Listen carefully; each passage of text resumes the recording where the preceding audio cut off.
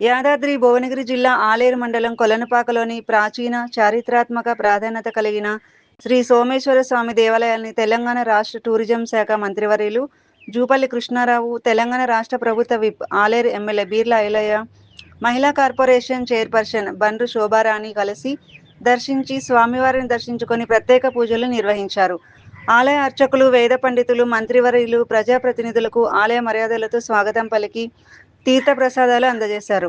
అనంతరం అక్కడే ఉన్న వీరనారాయణ స్వామి ఆలయాన్ని సందర్శించి ఆ ఆలయానికి పూర్వ వైభవం తీసుకురావాలని మంత్రిని కోరారు. వారు ఆలయ ప్రాంగణం, పరిసర ప్రాంతాలను పరిశీలించి ఆలయ అభివృద్ధి అవసరాలపై అధికారులతో చర్చించారు.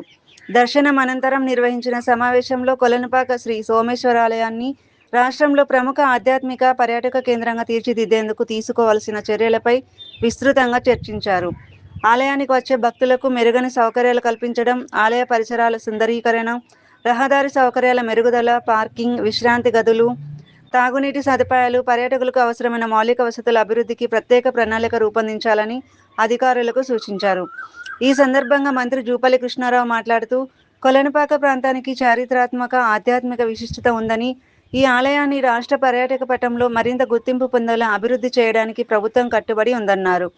ఆలయ అభివృద్ధి కోసం అవసరమైన నిధుల కేటాయింపుపై సానుకూలంగా పరిశీలించి తగిన చర్యలు తీసుకుంటామని తెలిపారు.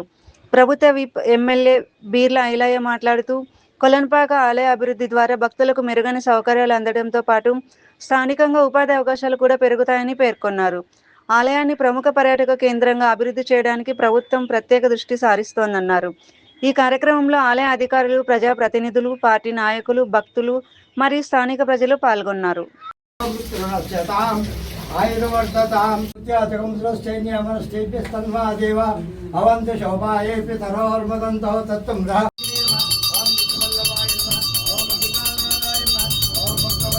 కామేశ్వరో వై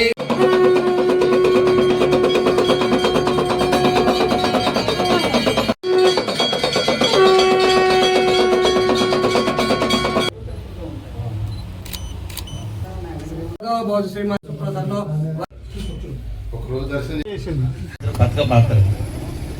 టోటల్గా బతుకమ్మ ఆడేదానికి, అట్లాగే ముఖ్యంగా దేవాలయం యొక్క పునర్నిర్మాణం. ఇది పూర్తిగా గోడల సంతోష్ రెడ్డి 1000 కోట్లు డొనేట్ చేసి కూడా